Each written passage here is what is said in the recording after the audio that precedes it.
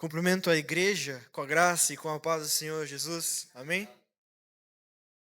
Como é bom estarmos aqui reunidos nesta noite. Mais uma vez, tendo os filhos de Deus reunidos para louvar, adorar e engrandecer o santo nome do Senhor. Esta não é apenas uma reunião. Esta não é apenas um encontro de pessoas, mas é o encontro dos filhos de Deus, daqueles que foram chamados antes da fundação do mundo, daqueles que têm um chamado especial para serem filhos de Deus. Nós não estamos aqui à toa. Nós não estamos aqui por simplesmente qualquer outro motivo. Nós estamos aqui reunidos para louvar o nome do Senhor. E esta reunião, este momento é tão especial, porque é a reunião dos filhos de Deus. É a reunião daqueles que foram chamados para carregar a sua identidade, daqueles que foram chamados para espalhar o seu evangelho.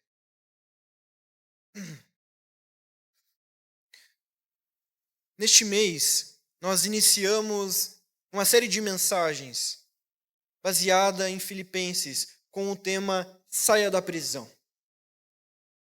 O pastor, no domingo passado, falou sobre os relacionamentos que libertam, sobre a importância do relacionamento em igreja. E nesta noite, eu gostaria de fazer a continuação do capítulo 1 de Filipenses, falando sobre o sofrimento que liberta. Quando nós falamos em Filipenses, existe uma contradição muito falada. E esta contradição é interessante.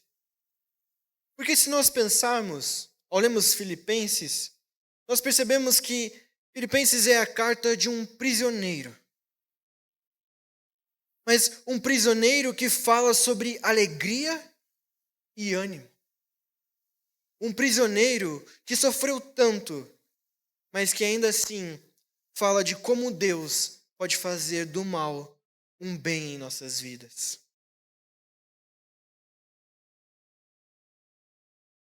Porque quando nós falamos de prisão nos primeiros séculos, na época de Paulo, não há nada em comparação ao que existe hoje. Depois de diversos tratados e movimentos humanitários, é claro, as prisões ainda são terríveis, mas elas não chegam nem perto do que eram as prisões daquela época. Então, talvez para nós entendermos, para estarmos contextualizados, o termo mais correto deveria ser masmorra, que seria um verdadeiro buraco em meio às rochas, um lugar de um calor sufocante, de um frio insuportável dependendo da região. Enfim, um lugar terrível. E neste lugar, é nesta circunstância que Paulo, prisioneiro, fala sobre alegria. E nessa situação, é fácil de se imaginar o que a igreja pensava sobre um grande líder preso, sofrendo, passando por esta humilhação. Poderia parecer, e com certeza parecia para a igreja, uma nítida derrota do movimento de Cristo. Mas, na verdade, Paulo quer mostrar que no fim de todas as coisas, essa situação se torna uma evidência ainda maior de que o Senhor sempre esteve no controle. Amém? Convido agora a igreja a ler juntamente comigo Carta de Paulo aos Filipenses, capítulo 1, do versículo 12 em diante.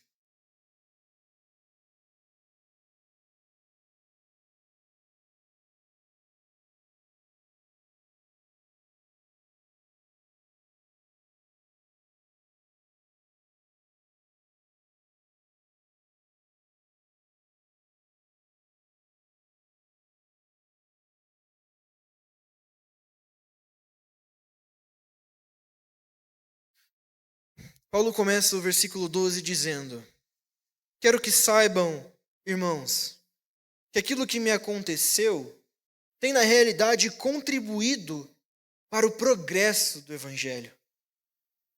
Como resultado, tornou-se evidente a toda a guarda do palácio e aos demais que estou na prisão por causa de Cristo. A maioria dos irmãos, por causa da minha prisão, tornou-se confiante no Senhor e anuncia a palavra com maior ousadia e destemor.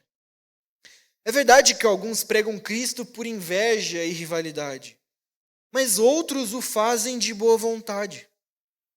Estes o fazem por amor, sabendo que aqui me encontro para a defesa do Evangelho.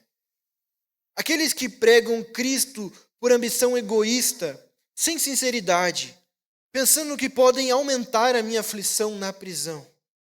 Mas de que importa? O importante é que, de qualquer forma, seja por motivos falsos, seja por motivos verdadeiros, Cristo está sendo pregado e por isso me alegro. De fato, continuarei a me alegrar, pois sei que serei liberto por causa das orações de vocês e da provisão do Espírito de Jesus Cristo. Aguardo ansiosamente e espero que em nada serei envergonhado. Ao contrário, com toda a coragem de sempre, também agora Cristo será engrandecido no meu corpo, quer pela vida, quer pela morte. Porque para mim, o viver é Cristo e o morrer é lucro. Entretanto, se continuo vivendo no corpo, terei fruto do meu trabalho. Então, já não sei mais o que escolher. Estou pressionado dos dois lados. Desejo partir e estar com Cristo, o que é muito melhor. Contudo, é mais necessário, por causa de vocês, que eu permaneça vivo. Convencido disso, sei que vou permanecer e continuar com todos vocês para o progresso do Evangelho e a alegria na fé, a fim de que, pela minha presença com vocês outra vez, a exultação de vocês em Cristo Jesus transborde por minha causa. Não importa o que aconteça, vivam de maneira digna do Evangelho, para que assim, quer eu vá e os veja, quer apenas ouça a seu respeito na minha ausência, fique eu sabendo que vocês permanecem firmes em um só espírito, lutando unânimes pela fé evangélica, sem de forma alguma deixar-se de intimidar por aqueles que se opõem a vocês. Para eles, isso é sinal de destruição, mas para vocês, de salvação. E isso da parte de Deus. Porque a vocês foi dado o privilégio de não apenas crer em Cristo, mas também de sofrer por Ele, já que estão passando pelo mesmo combate que me viram enfrentar, e agora ouvem que ainda enfrentam. Nestes versículos que acabamos de ler, Paulo lida com dois questionamentos. Primeiro, como podemos viver como cristãos em um mundo não cristão? Eu digo isso porque o contexto religioso daquela cidade era de um verdadeiro sincretismo. Eram adorados diversos deuses, tanto de origem grega quanto romana.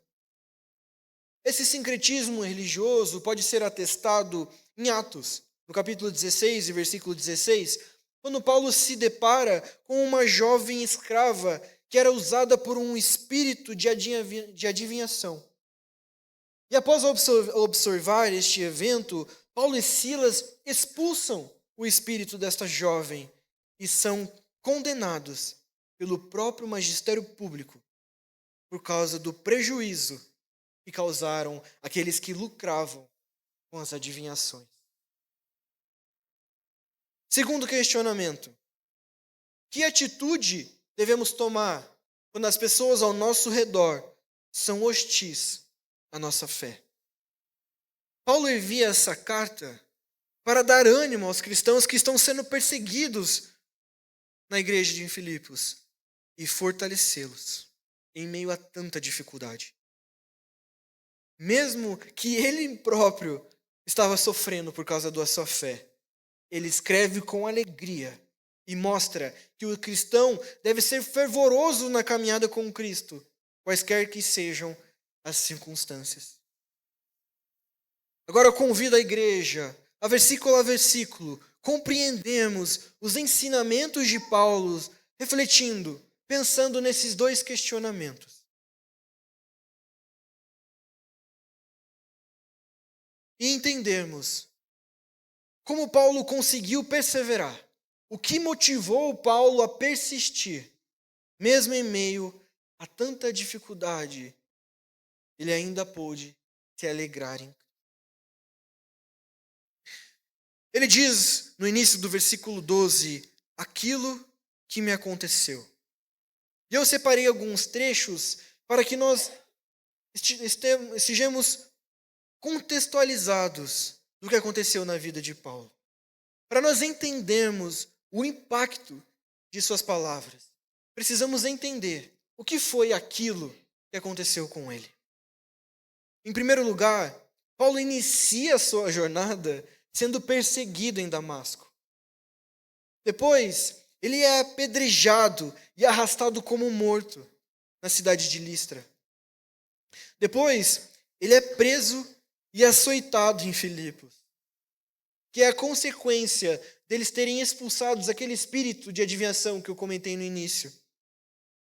E ao invés dele ficar revoltado, amargurado com essa situação, não. Ele decide orar e cantar em meio à noite. E a consequência? Deus abre as portas da prisão. Deus abre o coração do carcereiro. E é neste evento, é nesta circunstância que nasce a igreja em Filipe. Depois disso, ele é expulso por uma multidão em Tessalônica e depois em Bereia. E ainda é preso em Jerusalém e levado para ser acusado em Cesareia. Os judeus, neste episódio, armaram ciladas contra Paulo. E então ele é levado a Cesareia, onde durante 2 anos ele foi acusado injustamente. E usando seu direito de cidadão romano, ele apela para ser julgado em Roma. E é nas Escrituras que nós vemos que não é somente Paulo que tinha o desejo de ir até a Roma para ser julgado pelos romanos, pelo seu povo. Mas Deus também queria que Paulo fosse até Roma. E se todos esses eventos, todos esses episódios de sofrimento não fossem o suficiente, Paulo ainda enfrenta um naufrágio na viagem até Roma para ser julgado. Mas não era Deus que queria que Paulo fosse para Roma? Não era o direcionamento de Deus o guiando até Roma? Não parece que seria uma viagem tranquila e calma? Mas não. Paulo enfrenta uma terrível tempestade em meio ao mar e sofre um naufrágio. E não para aí. Depois de ter sobrevivido ao naufrágio, ele depois é mordido por uma víbora. Paulo passa por diversas lutas até chegar a Roma. Ele foi perseguido, preso, humilhado, mas em momento algum deixou de perder de vista a direção soberana de Deus em todos esses acontecimentos. E enfim, Paulo chega a Roma, mas não como um missionário, não como um evangelista, mas como um prisioneiro. E aí, depois de todos esses acontecimentos, ele escreve à igreja de Filipos, no versículo 12, na sua parte final. Aquilo que me aconteceu tem, na realidade, contribuído para o progresso do Evangelho. Paulo sabia que a mão soberana de Deus, que a providência de Deus guiava os seus passos. E que os seus sofrimentos, na verdade, estavam incluídos nos planos de Deus para o cumprimento dos seus propósitos. Propósito esse que é mais alto, mais elevado, muito além do que os nossos próprios olhos podem enxergar. E um detalhe importante: Ao vermos tudo isso que aconteceu na vida de Paulo, se por um momento nós imaginássemos todas essas coisas acontecendo nas nossas vidas, o que pensaríamos? Qual aqui de nós não colocaria a culpa no diabo, no inimigo, em Satanás? Quem aqui de nós não dobraria os seus joelhos diante do Senhor, levantaria suas mãos para o céu e gritaria: Senhor, por que me abandonastes? Senhor, por que permite esse sofrimento? Senhor, pior, Senhor, por que permite que Satanás intente contra a minha vida? Por que o Senhor não me livra dessas circunstâncias? Vamos ser sinceros, qual de nós não pensaria nisso? Quem de nós não se sentiria abandonado pelo Senhor? Mas embora Satanás tenha sim intentado contra a vida de Paulo, ele jamais considerou que o diabo era o próprio agente, o agente direto dos seus sofrimentos. Paulo sabia que quem estava no comando da sua agenda missionária, na verdade, era o próprio Deus. Era o Senhor quem determinava o rumo dos seus caminhos. Era o Senhor que determinava os acontecimentos nas viagens missionárias de Paulo. E o que Paulo nos ensina com isso? Que mesmo ao estarmos cercados no mundo perdido, entregue a Satanás, onde o Estado, onde a religião é idólatra, onde as coisas se misturam, onde as pessoas estão entregues à idolatria, onde existe uma confusão, uma mistura de idolatria, um mundo perdido, um mundo que aos nossos olhos já estaria condenado pelo Senhor, entregue a Satanás. Mas Paulo declara que nós pertencemos a Deus. Como vimos nos versículos anteriores, no sermão passado, Paulo não se considerava um prisioneiro de César, mas de Deus. Mesmo em meio a tantas aflições, Paulo enxerga o cuidado minucioso de um Deus soberano. Mesmo em meio a tanta idolatria, a tanto pecado, Paulo sabia que aquele mundo estava entregue a Satanás, mas que a sua vida pertencia a Deus. E é por isso que ele diz que era escravo de Deus. Não porque Deus dominava os seus pensamentos, não porque ele era obrigado a fazer tudo o que o Senhor mandava, mas escravo no sentido de pertencer ao Senhor. Paulo declara que a sua vida não pertence a César, ao império, ou a qualquer outro poder e domínio deste mundo. Mas Paulo declara que a sua vida pertence a Deus. Mesmo em meio a tantas aflições, Paulo continua enxergando o cuidado de um Deus Todo-Poderoso. E ele não via este sofrimento como um impedimento ou ações de Satanás para atrapalhar os planos de Deus. Mas ele via como um grande plano do próprio Deus para o cumprimento de um propósito glorioso. Que propósito é esse? É o que Paulo nos diz no final deste versículo. O progresso do Evangelho. De acordo com os teólogos, a palavra que Paulo usa para progresso do Evangelho é um termo usado particularmente para o exército, para tropas militares, que significa derrubar de antemão. Ela é aplicada no contexto de tropas do exército que avançam para, por exemplo, derrubar árvores, para abrir caminho, para retirar barricadas e barreiras que possam impedir o progresso do exército que está vindo.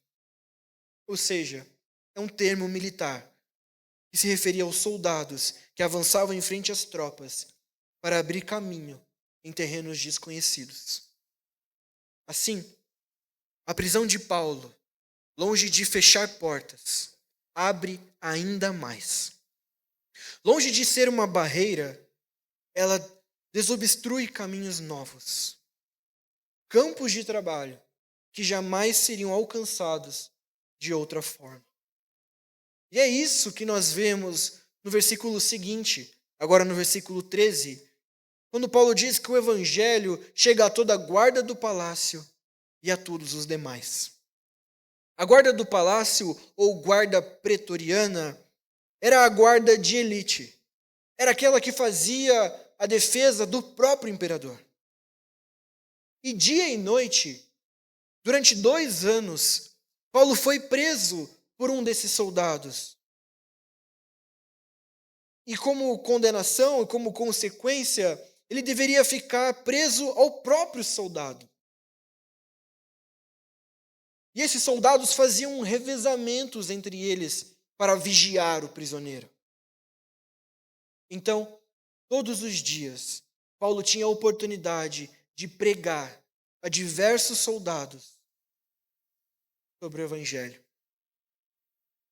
E assim, toda a guarda e todos aqueles que estavam no palácio foram alcançados pelo evangelho. Foi assim que a cadeia de Paulo removeu as barreiras e deu oportunidade para ele evangelizar o mais alto escalão do Império Romano. E tem mais uma contradição, mais um fato interessante que aos nossos olhos não faz tanto sentido. Agora no versículo 14. Paulo diz que a maioria dos irmãos, por causa da sua prisão, tornou-se confiante no Senhor. E, na verdade, anuncia a sua palavra com maior ousadia e amor. Paulo diz isso porque quando ele entra em Roma, não era apenas um prisioneiro. Era o evangelho entrando na capital do império, no centro de toda a idolatria, no centro de todo aquele mundo perdido. O instrumento estava algemado, mas a mensagem estava livre.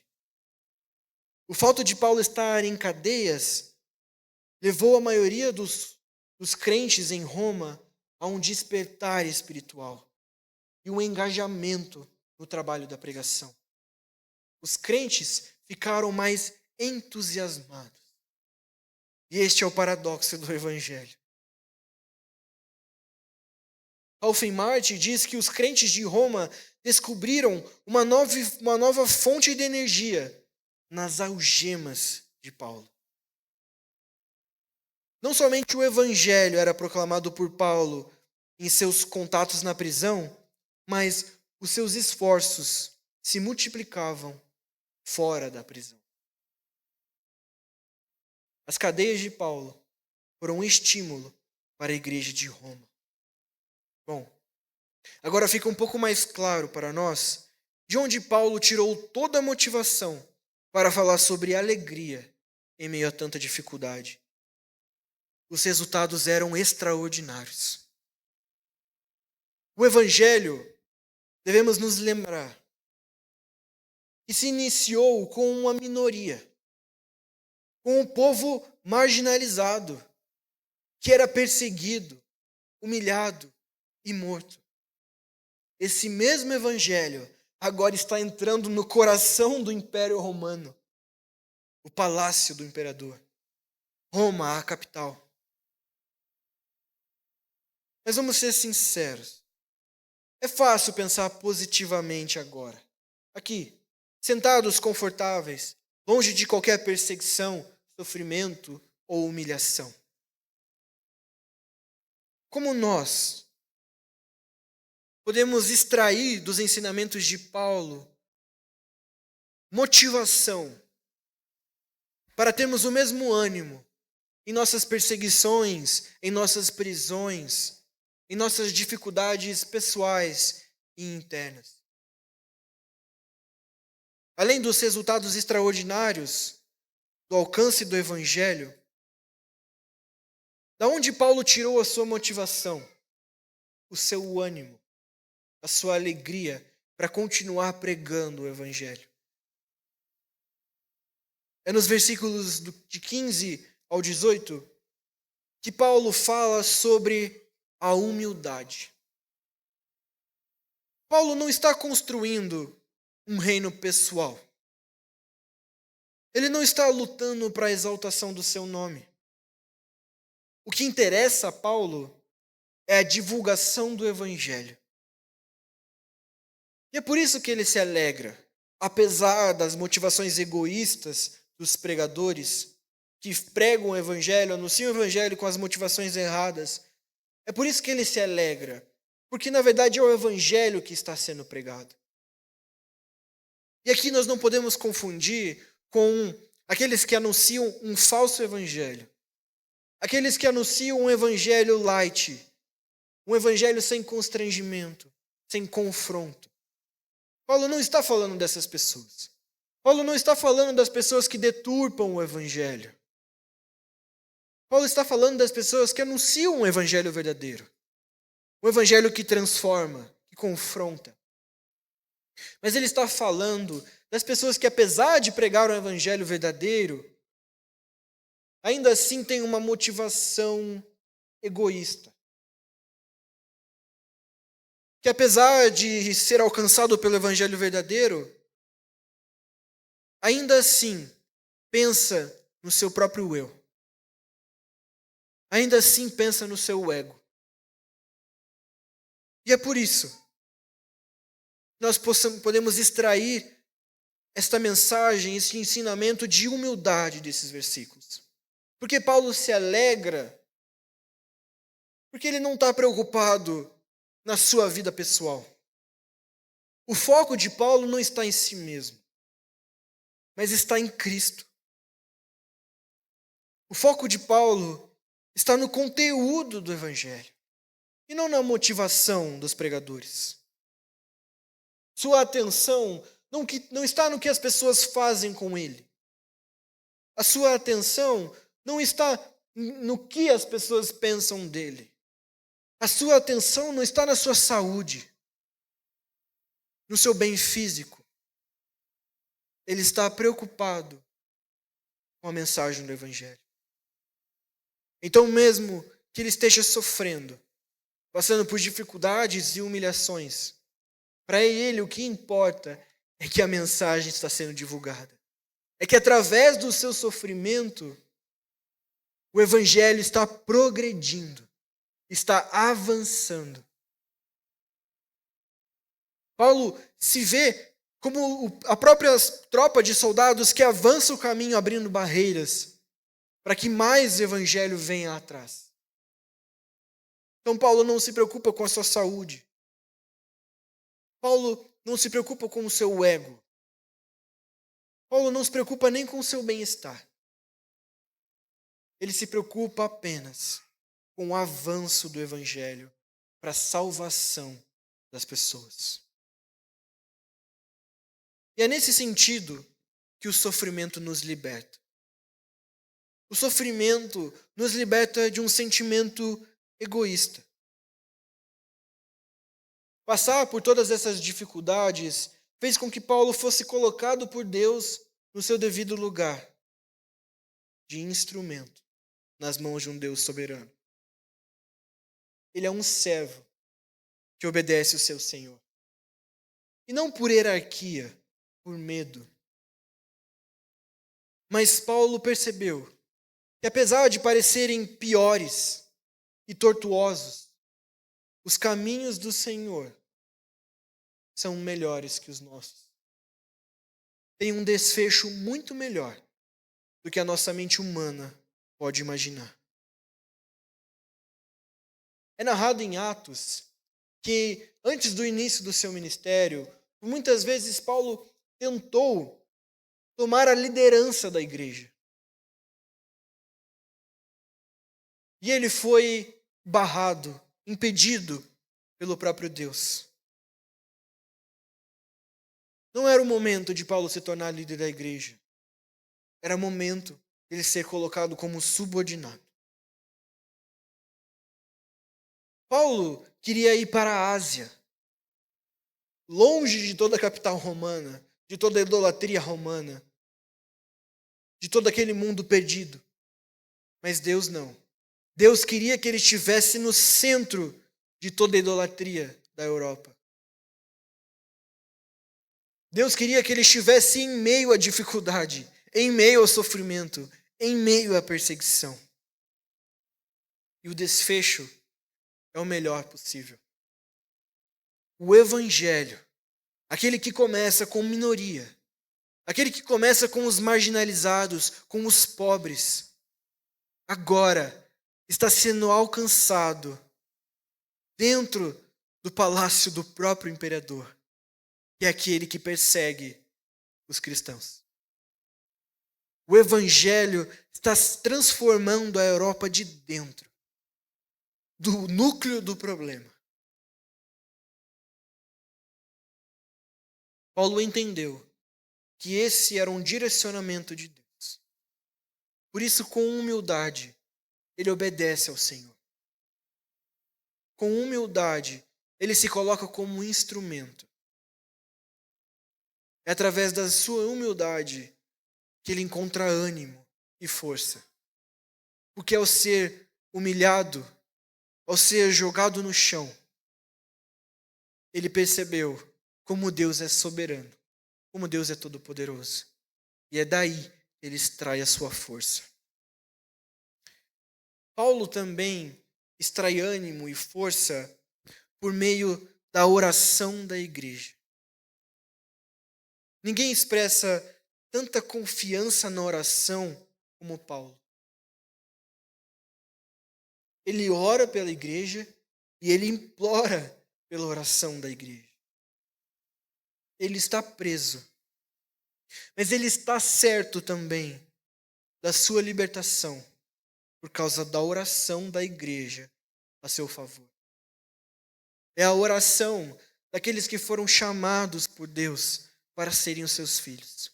É a oração desta comunidade. É a oração sincera daqueles que com humildade se importam apenas com o progresso do Evangelho. Por isso que Paulo pede tanta ajuda em oração à igreja. Porque ele sabe que a oração é um meio fervoroso de ânimo, de ajuda. É um dever nosso como comunidade orar e suportar os nossos irmãos.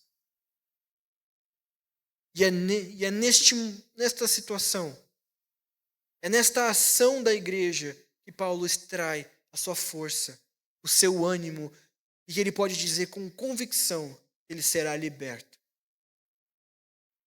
O terceiro motivo de onde Paulo extrai o seu ânimo, a sua força, a sua perseverança, é na confiança da provisão do Espírito. E a provisão do Espírito sugere um revestimento, um fortalecimento, de tal forma que coragem não vai nos faltar e nem o nosso testemunho será prejudicado. Seja qual for o resultado do processo contra Paulo, ele sabe que o Espírito Santo irá revestir a sua vida. O Espírito Santo está guiando os seus passos. E é aí que nós percebemos que a ajuda do Espírito Santo é um poder do próprio Cristo para a sua igreja. É um dom gracioso disponível. É um presente de Deus. Nós devemos pedir um revestimento, pedir que Deus encha a nossa vida com o seu Espírito, até que nós sejamos transbordados pela sua presença. Porque é daí que nós vamos tirar força. É disso que nós vamos extrair o ânimo, mesmo em meio a tanta dificuldade, mesmo em meio a tanta perseguição, mesmo em meio a tanto sofrimento. Por conta dessas coisas, da oração da igreja, da ação do Espírito Santo, Paulo está certo de que ele não será envergonhado. Porque ele reconhece a sua limitação. Mas ele deposita toda a sua esperança no poder da oração da igreja, no agir do Espírito Santo, que é movido por essa oração. Assim como nós sabemos que a soberania de Deus não exclui, não anula a nossa responsabilidade humana, nós sabemos que o agir é do Espírito Santo, mas este agir é resposta da oração da igreja. E é por isso que nós devemos orar tanto pelos pastores, pelos missionários, pelos líderes da nossa igreja e por todos. Porque é a oração que move e direciona o agir do Espírito Santo. É a oração que sustenta a igreja. É esta união. Nós tivemos como igreja diversos momentos em que pudemos nos unir no sofrimento. Momentos que talvez nem existiriam se não fossem os sofrimentos. O sofrimento é um instrumento nas mãos de Deus para realmente nos colocar no chão, para lembrarmos com humildade de quem é o Senhor soberano sobre as nossas vidas. O sofrimento é instrumento de Deus para que a igreja se una em oração, para que um irmão implore para o outro ajuda, para que esse possa o ajudar.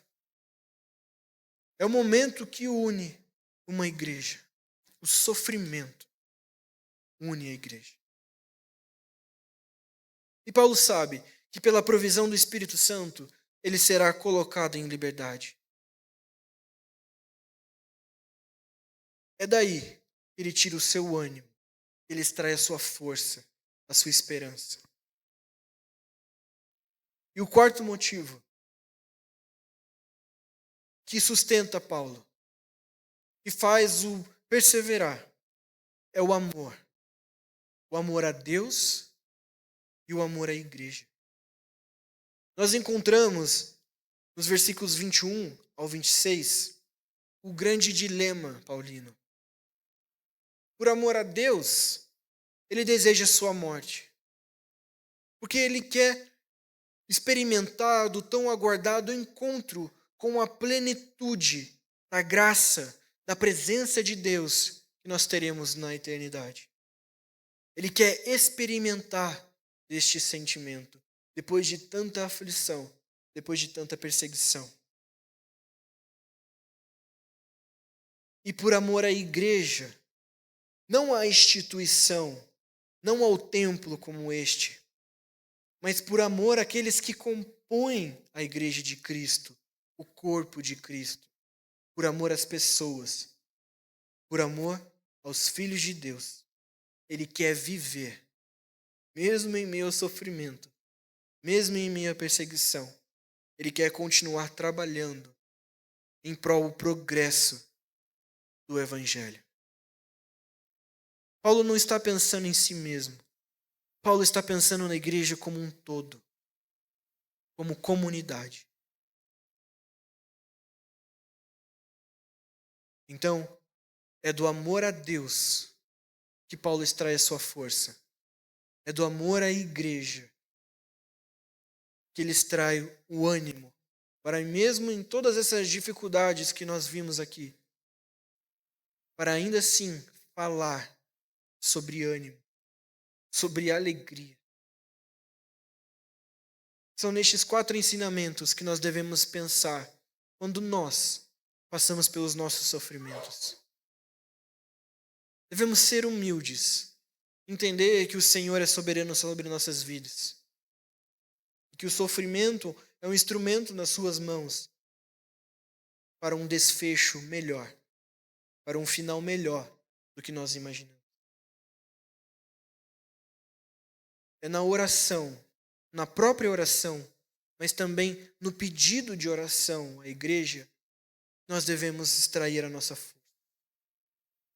é na própria igreja, é vivendo em comunidade, é ajudando o irmão, é pedindo ajuda. Nós vamos perseverar, nós vamos nos animar. É claro, é difícil pensar que o sofrimento é causado por Deus, que tantos desastres, tantas dores são causadas por Deus. Mas nós precisamos entender que por causa do pecado, a nossa mente, o nosso coração está corrompido. E pelas nossas próprias forças, nós não seríamos solidários. Porque quando estamos bem, felizes, quando tudo está caminhando de acordo com o que nós desejamos, nós não lembramos do nosso irmão. Nós não lembramos até mesmo de Deus. Não lembramos de orar.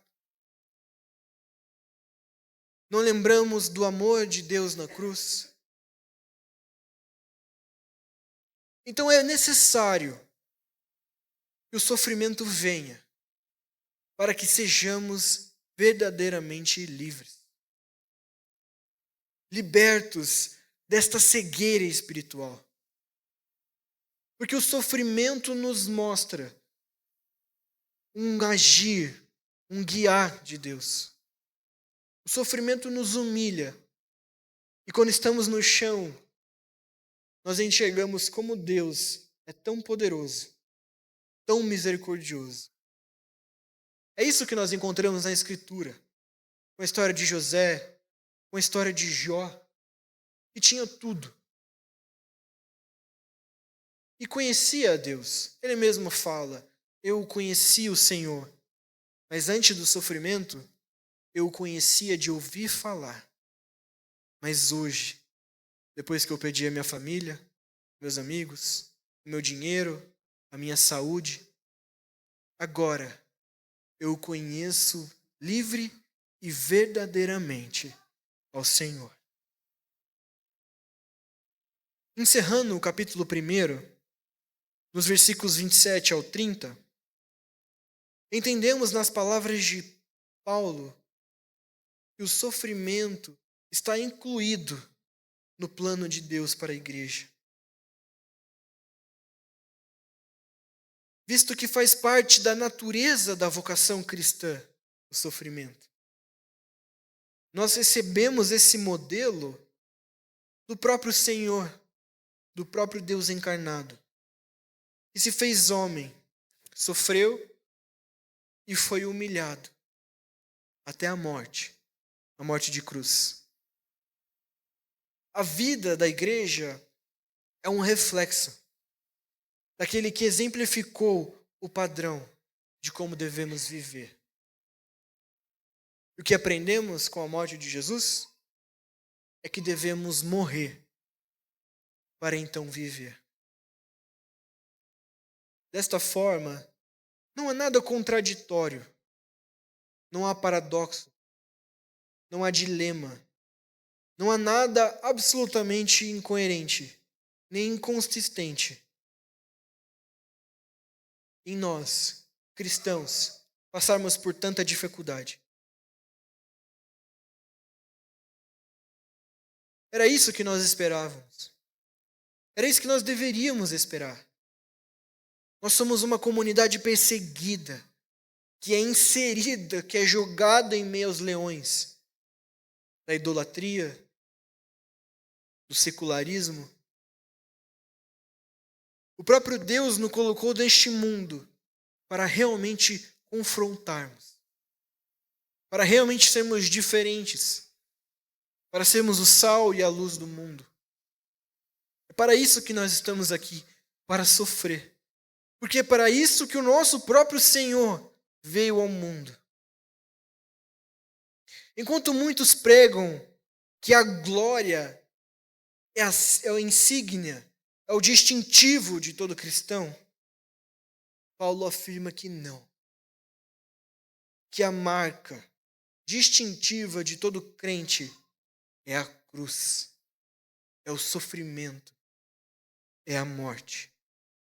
Mas é um sofrimento, é uma perseguição, é uma morte que nos torna livres. É uma morte que precede a ressurreição. De maneira contraditória aos nossos olhos, ao nosso pensamento humano, é uma morte que traz a vida. O sofrimento por causa do Evangelho não é um acidente, não é uma coincidência, mas é um privilégio. É um dom gracioso e libertador de Deus. Nós devemos agradecer, e é o que Paulo nos diz na carta aos Romanos, que a tribulação produz perseverança, que as dificuldades constroem, nutrem, revestem a nossa fé. É na dificuldade que nós extraímos alegria. Este é o ensinamento de Paulo, um prisioneiro que se encontrava na situação mais deplorável que se poderia imaginar. E mesmo assim, ele escreve a uma igreja perseguida sobre alegria, sobre ânimo, sobre perseverança. E que mesmo em meio a tanta dificuldade, tanta perseguição, tanta aflição, ele continua enxergando a mão de Deus guiando os seus caminhos. Ele continua confiando na providência do Senhor. Ele continua persistindo na pregação do Evangelho. Porque ele sabe que a recompensa não está nesse mundo. Ele sabe que a recompensa não é agora, não é material, mas é uma recompensa futura. As alegrias que vivemos neste mundo não são o objetivo da nossa fé. Mas as alegrias, os milagres, as coisas belas desta vida nos servem como um prenúncio, como uma pequena amostra daquilo que nós viveremos na eternidade. Os milagres, as alegrias, as felicidades são pequenos presentes, são refrigérios à nossa alma que Deus nos dá para lembrarmos de qual é o nosso destino final, a eternidade.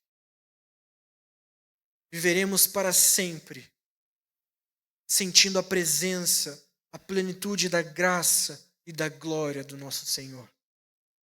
Não devemos pensar nos sofrimentos deste mundo, porque este mundo irá acabar, porque o sofrimento irá acabar. Mas quando Cristo vier buscar a sua igreja, não haverá dor, não haverá choro, não haverá sofrimento. Porque com corpos glorificados, semelhantes ao de Cristo, nos uniremos juntamente com Ele nos céus. Viveremos a eternidade ao seu lado, sem pecado, sem perseguição, sem sofrimento. É isso. São estes ensinamentos que devem nos trazer ânimo, que devem trazer refrigério à nossa alma. Em conclusão, o que aprendemos? Aprendemos que sofrer com Cristo não é ser enfraquecido ou impedido, é ser liberto. O sofrimento, quando estamos em Cristo, abre fronteiras e nos coloca no melhor caminho rumo ao progresso do Evangelho. Mesmo quando estamos em um mundo dominado pelo pecado, pela idolatria, num mundo distante de Deus, devemos, com humildade, reconhecer que precisamos nos apegar às orações de nossos irmãos na fé, confiarmos na provisão e revestimento do Espírito.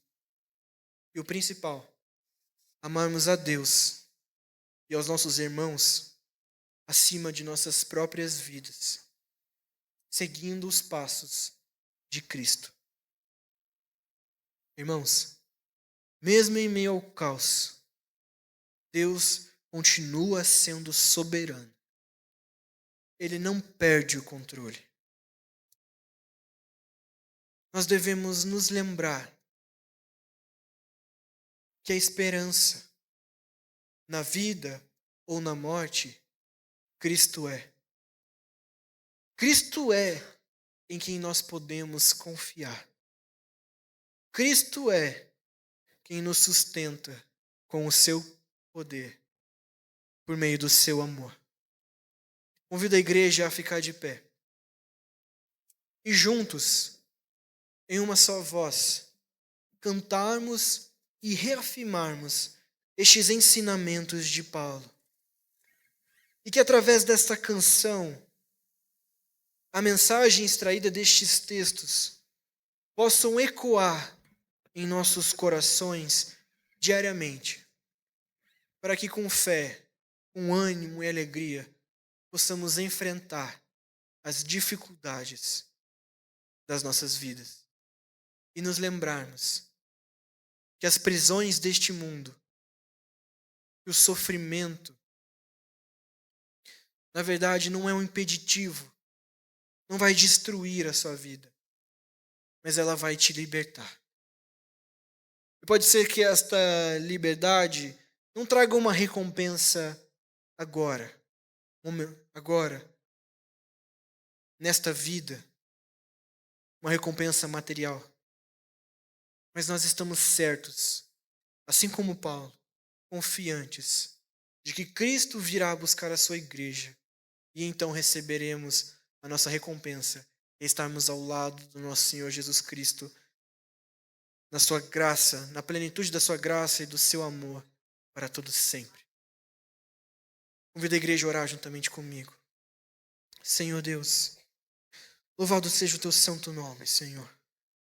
Nós estamos aqui nesta noite, Pai, para te agradecer pelo sofrimento. Apesar de parecer contraditório para este mundo, apesar de parecer contraditório até para nós mesmos, nós queremos contrariar a nossa própria razão e agradecer o Senhor pelos sofrimentos. Porque sabemos que através do sofrimento que o Senhor age nas nossas vidas, que o Senhor nos transforma, que o Senhor nos liberta. E te pedimos, Senhor, que o teu Santo Espírito nos revista, para que nós estejamos sempre preparados, fortificados, firmes e sustentados pelo teu poder, para enfrentarmos as dificuldades, as prisões, as perseguições, as humilhações deste mundo. Nós possamos sempre olhar para o alto e enxergar o teu cuidado, a tua provisão em todos os detalhes das nossas vidas, Senhor. É isso que nós te agradecemos, é isso que nós te pedimos, em nome de Jesus. Amém.